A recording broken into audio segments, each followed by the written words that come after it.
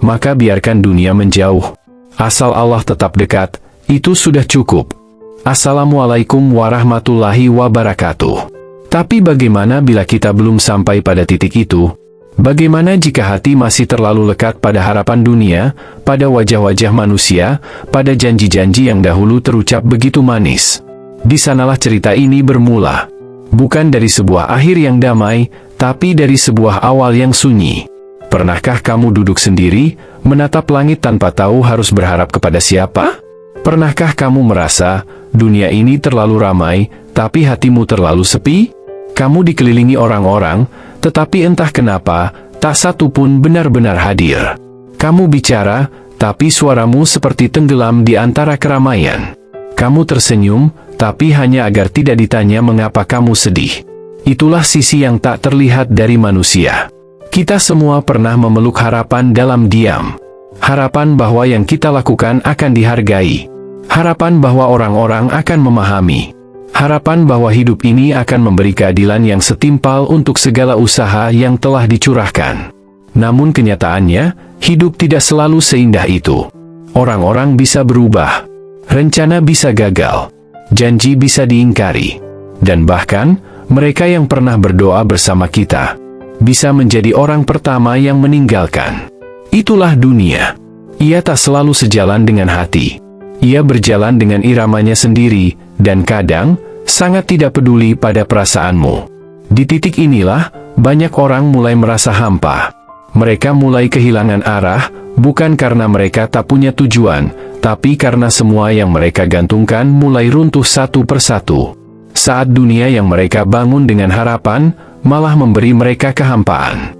Dalam keheningan malam, hanya suara detak jantung yang terdengar. Tapi lebih keras dari itu, adalah suara hati yang bertanya, untuk apa semua ini? Mengapa aku tetap merasa kosong, padahal sudah melakukan segalanya dengan benar? Tidak semua luka terlihat di permukaan. Banyak luka tersembunyi dalam senyum. Banyak air mata ditahan dalam tawa. Dan banyak kelelahan yang tidak bisa diungkapkan dengan kata-kata. Kita tumbuh dalam budaya yang menuntut untuk terus kuat, terus bergerak, terus menunjukkan bahwa semuanya baik-baik saja. Padahal, kadang, semuanya tidak baik-baik saja. Dan disinilah letak pencarian dimulai. Ketika dunia mulai mengecewakan, ketika teman tak lagi mendengar, ketika keluarga tak memahami, ketika pekerjaan hanya menyisakan tekanan, ketika semua yang dicintai tak memberi kehangatan, di sanalah manusia mulai kembali menoleh ke arah yang paling sunyi, langit. Langit yang selama ini tak pernah bersuara, tapi selalu ada. Langit yang menyimpan rahasia semua takdir. Langit yang menjadi arah kembalinya semua doa. Tanpa disadari, saat semua di bumi mengecewakan, manusia mulai mengangkat tangan ke atas. Padahal sebelumnya, tangan itu sibuk menggenggam dunia. Kini, tangan itu terbuka, pasrah, menyambut takdir dari Sang Pencipta. Dan untuk pertama kalinya, setelah sekian lama, hati pun mulai luluh. Bukan karena lemah, tapi karena sadar bahwa menggantungkan harapan kepada makhluk hanya akan berakhir pada kekecewaan. Manusia berubah. Dunia berputar, tapi Allah tidak. Dia tidak pernah pergi. Tidak pernah bosan menunggu hambanya pulang. Tidak pernah lelah menerima mereka yang datang dengan hati patah. Karena di balik semua yang terlihat, ada satu kebenaran yang sering terlupakan. Bahwa hati manusia diciptakan bukan untuk bergantung pada dunia, tetapi untuk bergantung pada Penciptanya. Inilah awal dari perjalanan itu. Perjalanan kembali ke sumber segalanya. Perjalanan pulang, bukan secara fisik, tapi secara ruhani. Karena kadang, kita harus benar-benar kehilangan segalanya. Untuk bisa menyadari bahwa Allah adalah satu-satunya yang tak pernah kita kehilangan. Dan di titik terendah itulah, cerita sebenarnya baru dimulai. Namun, jangan bayangkan perubahan akan langsung terasa indah. Tidak semua cahaya datang dengan hangat. Kadang, cahayanya menyilaukan dan menyakitkan karena terlalu lama kita hidup dalam gelap. Dan saat seseorang mulai mencoba mendekat kepada Allah, di sanalah ujian justru seringkali datang bertubi-tubi. Aneh, bukan?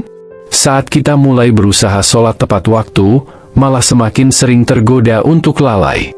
Saat kita ingin memperbaiki diri, malah lingkungan sekitar terasa semakin menjauh. Ketika kita mulai membaca Al-Quran, tiba-tiba datang rasa malas yang begitu berat. Dan saat kita berharap ketenangan karena ingin dekat dengan Allah, justru hati terasa lebih gelisah. Bukankah Allah seharusnya langsung memberi kemudahan? Bukankah saat kita sudah mulai kembali, jalan itu seharusnya terasa lebih lapang? Tapi yang terjadi justru sebaliknya, jalan terasa lebih sempit, bahkan seolah-olah tidak ada arah yang jelas. Itulah konflik awal yang dialami oleh banyak jiwa yang baru ingin pulang. Dan di titik inilah kebanyakan orang menyerah, kembali berpaling. Mereka merasa, untuk apa aku berusaha mendekat, kalau balasannya hanya ujian dan kekecewaan lagi. Mereka merasa tertolak. Padahal sesungguhnya, mereka sedang disambut dengan cara yang hanya bisa dipahami oleh hati yang bertahan. Perlu disadari, ujian di awal perjalanan bukan bentuk penolakan, tapi penyucian. Seperti air yang mengalir, ia harus melewati bebatuan dulu sebelum bisa jernih. Seperti tanah yang ingin ditanami, ia harus digemburkan dulu sebelum ditabur benih. Dan seperti hati manusia yang ingin dipenuhi cahaya, ia harus dikosongkan dulu dari bergantungnya pada dunia. Itulah mengapa Allah mungkin tidak langsung menjawab doa-doa kita. Bukan karena Dia tidak mendengar, tapi karena Dia sedang membentuk kesabaran. Bukan karena Dia tidak peduli, tapi karena Dia sedang menyiapkan tempat yang lebih baik di hati kita untuk Dia tempati sepenuhnya. Di masa-masa ini, bisikan setan mulai terdengar lebih keras. Sudahlah, kamu terlalu banyak dosa. Allah tidak akan menerima kamu lagi. Lihat saja, kamu sudah bertobat tapi tetap susah. Semua itu datang bukan dari luar, tapi dari dalam diri, dari bisikan yang menyamar jadi pikiran kita sendiri. Dan celakanya, kita percaya. Kita mulai ragu, mulai mundur, mulai mempertanyakan niat awal. Di saat seperti itu, datanglah momen paling menentukan. Apakah kita tetap melangkah, atau berbalik arah? Satu hal yang jarang disadari oleh mereka yang sedang diuji dalam taubat adalah, berjalan menuju Allah tak akan selalu terasa manis di awal. Karena selama ini, hati kita terlalu biasa hidup dalam keterikatan dunia. Saat hati mulai diarahkan ke langit, ia bingung, ia gelisah, ia resah. Karena sebelumnya, ia terbiasa berlari kepada manusia, bukan kepada Rabb-Nya. Lalu datanglah hari-hari sunyi yang lebih berat. Hari di mana kamu berdoa dan tidak ada yang terjadi. Hari di mana kamu menangis dalam sujud, tetapi tidak juga merasa tenang. Hari di mana kamu bertanya dalam hati, "Ya Allah, di mana Engkau? Aku sudah datang.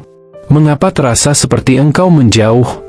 Tapi justru di hari-hari seperti itulah, Allah sedang dekat. Dekat sekali. Bahkan lebih dekat dari sebelumnya. Karena itulah makna sejati dari sabar. Bukan menunggu sesuatu yang pasti datang, tapi bertahan meski tidak tahu kapan pertolongan itu tiba. Dan ketika seseorang tetap bertahan, meski tidak melihat hasil, itulah iman. Iman bukan tentang seberapa sering kita merasa tenang, tapi tentang seberapa kuat kita tetap percaya meski sedang tidak merasa apa-apa. Iman adalah tetap bersujud saat hati sedang hampa. Iman adalah tetap berdoa meski belum dijawab. Iman adalah tetap mencintai Allah, meski dunia sedang memudar. Konflik awal dalam perjalanan ruhani adalah perang melawan rasa kecewa yang tersisa pada dunia. Dan perang paling berat bukan melawan orang lain, tapi melawan harapan-harapan palsu yang pernah kita simpan diam-diam. Lalu, ketika semuanya terasa kosong dan tidak membalas, hanya ada satu kekuatan yang membuatmu terus bertahan, harapan bahwa Allah masih mendengar. Dan sungguh, itu bukan harapan kosong. Itu adalah janjinya. Dan apabila hambaku bertanya kepadamu tentang aku, maka jawablah sesungguhnya aku dekat. Quran Surat Al-Baqarah ayat 186. Namun, tidak semua orang mampu merasakan kedekatan itu seketika. Tidak semua jiwa langsung merasakan pelukan kasih sayang dari langit hanya karena ia telah bersujud dan menangis.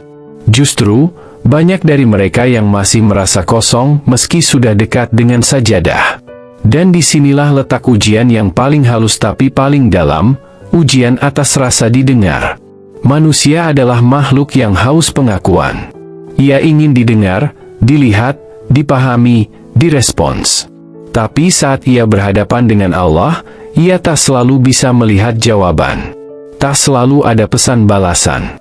Tak selalu muncul pertolongan yang bisa dipegang dengan mata. Dan karena itu, hatinya goyah. Ia mulai bertanya kembali, bukan dengan lisan, tapi dengan ragu yang tumbuh diam-diam, apakah Allah benar-benar mendengarku? Maka, dalam langkah-langkah sunyi yang dilalui seorang hamba yang tengah kembali, datanglah musim sepi. Ini bukan sekadar hening dari suara manusia, tetapi hening dari perasaan disapa oleh Tuhan. Hening dari perasaan diperhatikan. Seakan semua doa menggema di langit dan jatuh kembali ke tanah, tak sampai. Di masa inilah, banyak orang berhenti. Mereka menyerah, bukan karena tidak yakin pada Allah, tapi karena mereka lelah bertahan dengan rasa tak pasti.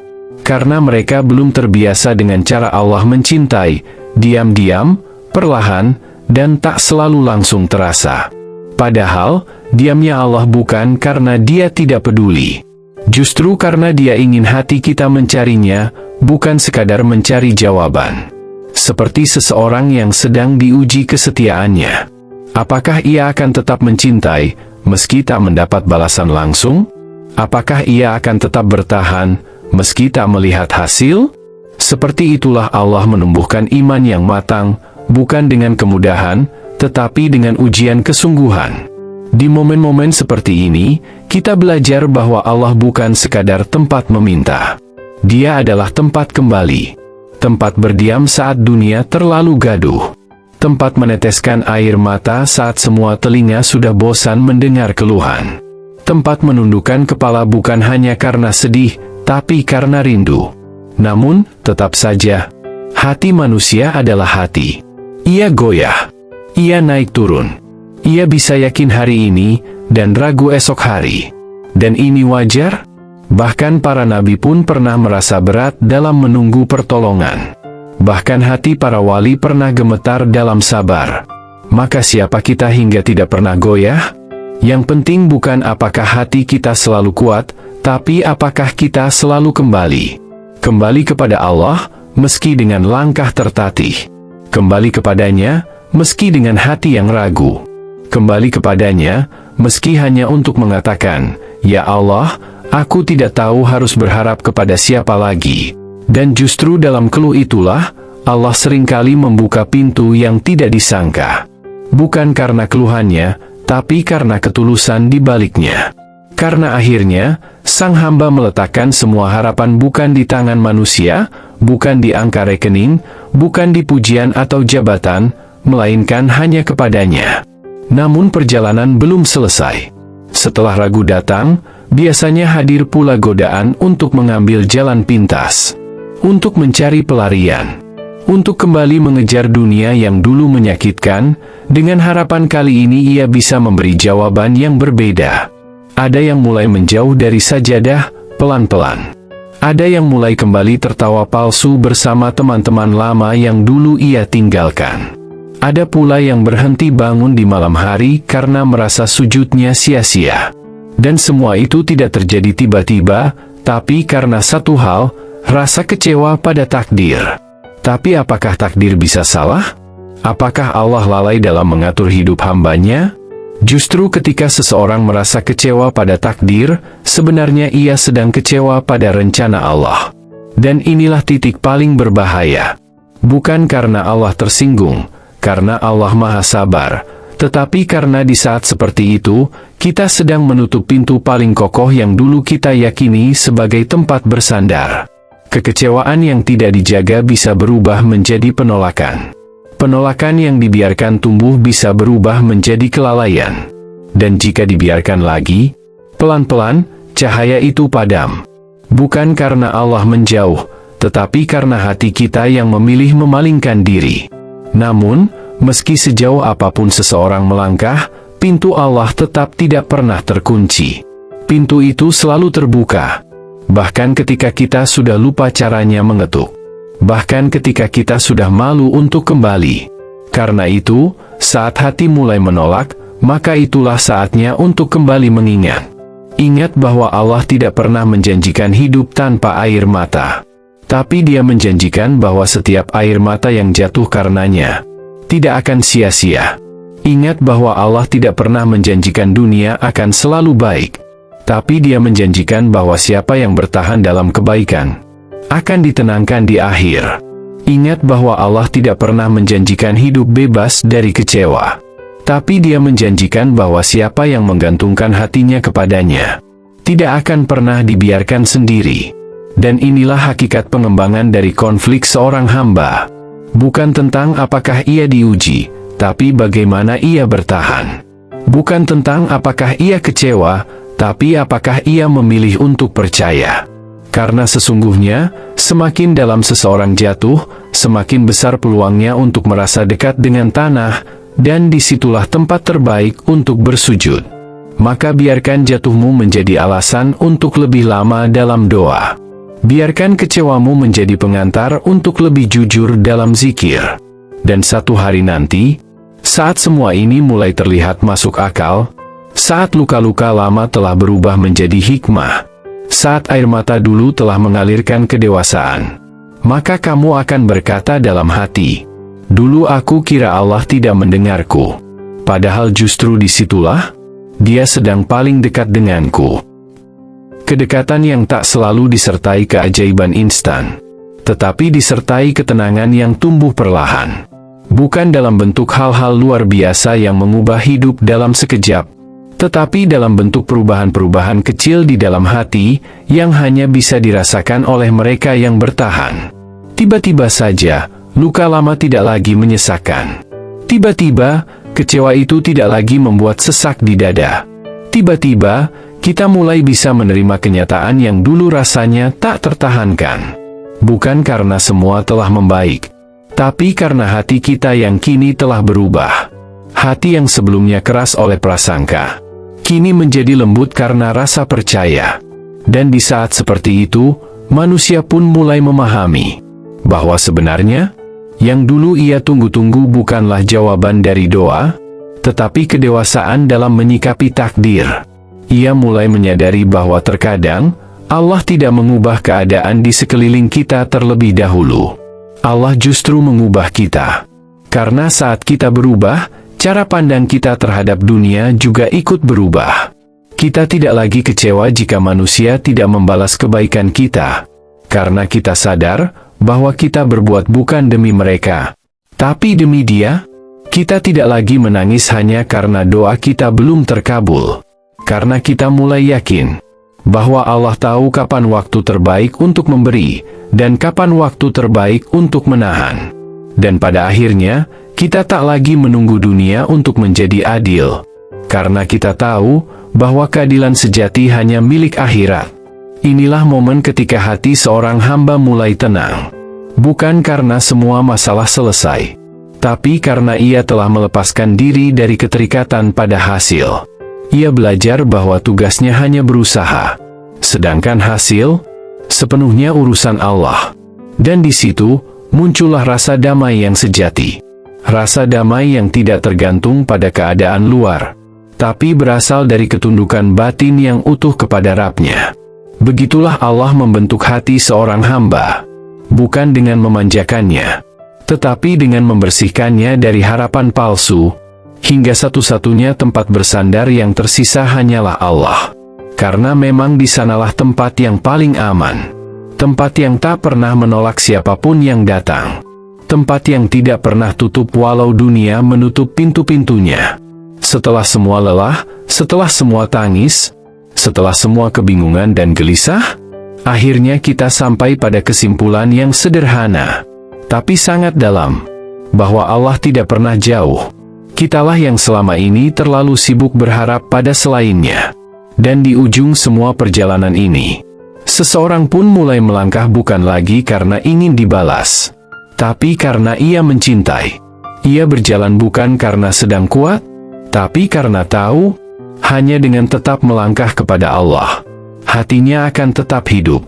Ia tak lagi mengukur kebahagiaan dari banyaknya hal yang dimiliki, tetapi dari seberapa ringan hatinya melepaskan dunia, dan seberapa dalam keyakinannya bahwa apapun yang datang dari Allah, pasti mengandung kebaikan.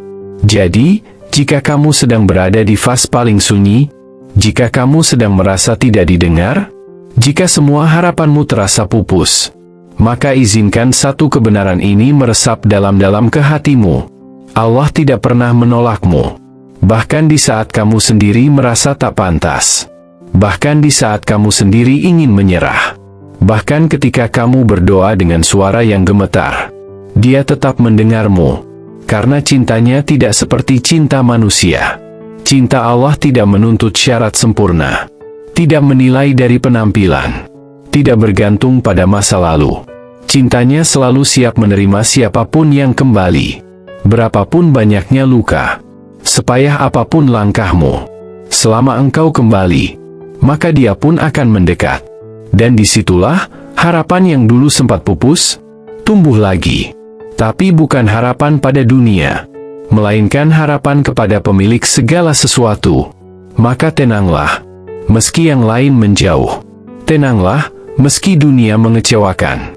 Karena selama Allah masih mendengarmu, maka sesungguhnya, kamu tidak pernah benar-benar sendiri. Waalaikumsalam warahmatullahi wabarakatuh.